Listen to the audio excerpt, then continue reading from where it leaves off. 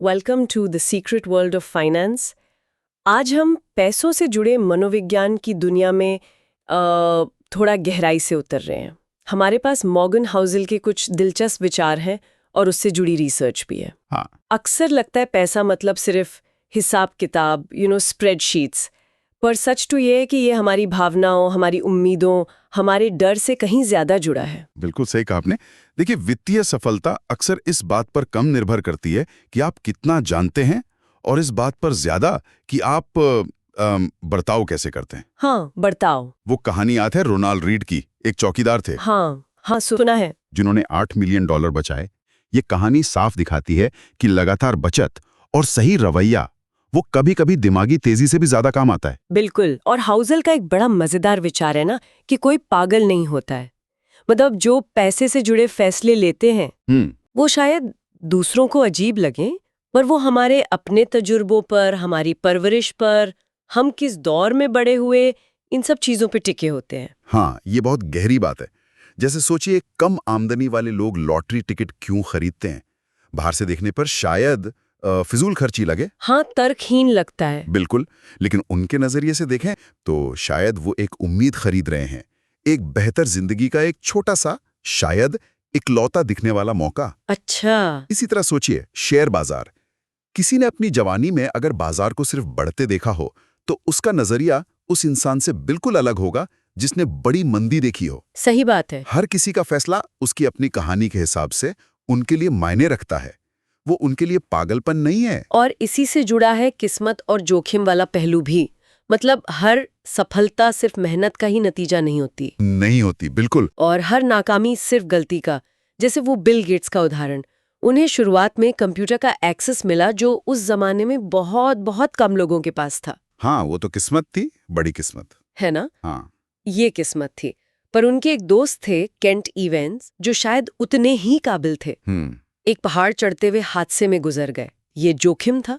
हाँ, किस्मत और जोखिम, ये दोनों ऐसी अनदेखी ताकतें हैं जो हमारी जिंदगी पर, हमारे पैसों पर बहुत असर डालती हैं। सही। और ये समझना हमें थोड़ा विनम्र बनाता है, मुझे लगता है, सफलता और असफलता दोनों को लेकर। हाँ, ये एहसास दिलाता है कि सब कुछ हमारे कंट्रोल में नहीं है। बिल्कुल। लेकिन एक और चीज है जो फंसा सकती है, वो कभी काफी नहीं वाली सोच, हमेशा और ज्यादा की चाहत।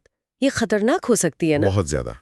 लोग अक्सर दूसरों को देखकर तुलना करने लगते हैं। सामाजिक तुलना, हमेशा अगली मंजिल पाना चाहते हैं, भले ही उनके पास जरूरत से ज्यादा क्यों ना हो। जैसे वो कुछ बड़े नाम भी इसमें फंसे हैं। अरे बिल्कुल, इतिहास गवाह है। रजत गुप्ता या बर्नी मैडॉफ जैसे कितने ही उदाहरण हैं। सोचिए, इन लोगों के पास सब कुछ था, पैसा, इज्जत, जरूरत की हर चीज। फिर भी और ज्यादा के चक्कर में उन्होंने वो सब कुछ दांव पर लगा दिया जिसकी उन्हें जरूरत थी, उस चीज के लिए जिसकी उन्हें जरूरत नहीं थी। ये जानना बहुत जरूरी है कि बस कहाँ कहना है। हाँ, कहाँ रुकना है, वो लक्ष्मण रेखा कहाँ है। तो अगर ये ज्यादा का लालच खतरनाक है, तो दौलत बनाने का सही टिकाऊ तरीका क्या है? यहाँ पर शायद चक्रवृद्धि मतलब कंपाउंडिंग की बात आती है। बिल्कुल, कंपाउंडिंग की ताकत। कहते हैं वॉरेन बफे की ज्यादातर दौलत 65 साल की उम्र के बाद बनी। हाँ, मैंने भी पढ़ा है ये। क्यों? क्योंकि उन्होंने बहुत पहले निवेश शुरू किया था, बहुत छोटी उम्र में, और फिर वक्त को अपना जादू चलाने दिया, दशकों तक। चक्रवृद्धि का असली खेल वक्त के साथ ही जमता है। समय सबसे शक्तिशाली तत्व है धन बनाने में। लेकिन एक बात और। क्या? ये मुफ्त नहीं आता। निवेश की एक कीमत चुकानी पड़ती है। कीमत? कैसी कीमत? वो है बाजार का उतार चढ़ाव, वॉलेटिलिटी जिसे कहते हैं। बाजार ऊपर नीचे होगा, ये तय है। हाँ, वो तो होता ही है। और बड़े मुनाफे के लिए अक्सर ये झेलना पड़ता है, इसकी आदत डालनी पड़ती है। इसे जुर्माने की तरह नहीं देखना चाहिए, बल्कि बेहतर भविष्य के लिए दी जाने वाली एक फीस की तरह। फीस? ये अच्छा नजरिया है। अच्छा, एक और दिलचस्प बात है, दिखावे वाला भ्रम। हाँ, लोग महंगी चीजें खरीदते हैं दूसरों को दिखाने के लिए, पर होता क्या है, लोग अक्सर चीज की तारीफ करते हैं, इंसान की नहीं। बिल्कुल, इसे man in the car paradox भी कहते हैं।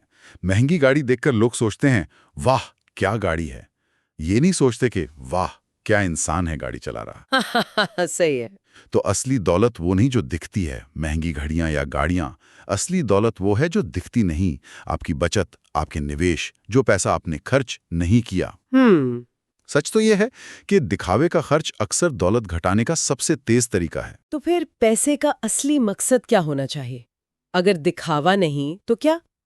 हॉन्सल कहते हैं आजादी, आजादी। फ्रीडम, हम्म, अपने वक्त पर अपना काबू, ये तय कर पाना कि आप क्या करना चाहती हैं, कब करना चाहती हैं, किसके साथ करना चाहती हैं। बिल्कुल।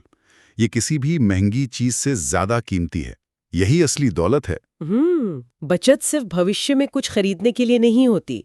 ये आपको मुश्किल वक्त में विकल्प देती है, लचीलापन देती है, अचानक आए मुसीबतों से लड़ने की हिम्मत देती है। तो हर बचाया हुआ रुपया एक तरह से आजादी खरीद रहा है। हाँ, आजादी का एक छोटा सा टुकड़ा। बिल्कुल। आखिर में एक और मुद्दा है, उचित बनाम तर्कसंगत, रीजनेबल वर्सेस रैशनल। हाँ, ये भी जरूरी है। कई बार सबसे अच्छी वित्तीय योजना वो नहीं होती जो गणित के हिसाब से एकदम सही हो, एकदम ऑप्टिमल हो, नहीं, बल्कि वो होती है जिसे आप लंबे समय तक निभा सकें, जिसके साथ आप टिके रह सकें। कभी कभी कोई चीज दिमागी तौर पर सही यानी रैशनल लगने से ज्यादा जरूरी है कि वो दिल को उचित यानी रीजनेबल लगे। बिल्कुल सही। क्योंकि अगर आप टिके नहीं रह पाए तो बेस्ट प्लान भी बेकार है। और यहीं पर हमारी अपनी सोच की कुछ आदतें, मतलब बायसेस, उनको समझना भी जरूरी हो जाता है। जैसे एक है नुकसान से बचने की चाह, लॉस अवर्जन। इसका मतलब है कि हमें 100 रुपए पाने की खुशी से कहीं ज्यादा 100 रुपए खोने का दुख होता है। हाँ, ये महसूस किया है। ये डर हमें निवेश में गलत फैसले करवा सकता है, जैसे बाजार गिरा और हमने डर के मारे बेच दिया। एक और है वर्तमान को ज्यादा तवज्जो देना, प्रेजेंट बायस। मतलब अभी मिलने वाले छोटे फायदे हमें भविष्य के बड़े फायदों से ज्यादा लुभाते हैं। आज की छोटी खुशी के लिए कल का बड़ा फायदा छोड़ देना। ओह हाँ, जैसे आज खर्च कर लेना बजाय बचाने के। बिल्कुल। इन आदतों पर काबू पाने के लिए नियम बनाना, ऑटोमेशन का सहारा लेना, ये सब मददगार हो सकता है।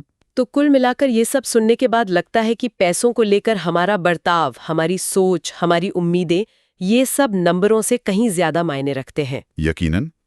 शायद आज सोचने के लिए सबसे बड़ा सवाल ये है कि किसी के लिए काफी कितना होता है। आपके लिए, मेरे लिए, सुनने वालों के लिए इनफ क्या है? और क्या हम पैसे को जिंदगी को बेहतर बनाने का एक जरिया, एक टूल समझ रहे हैं, या ये सिर्फ दूसरों से तुलना करने का एक पैमाना बनकर रह गया है? ये गहरे सवाल है सोचने के लिए। बिल्कुल। Thank you for listening. See you again in the next episode.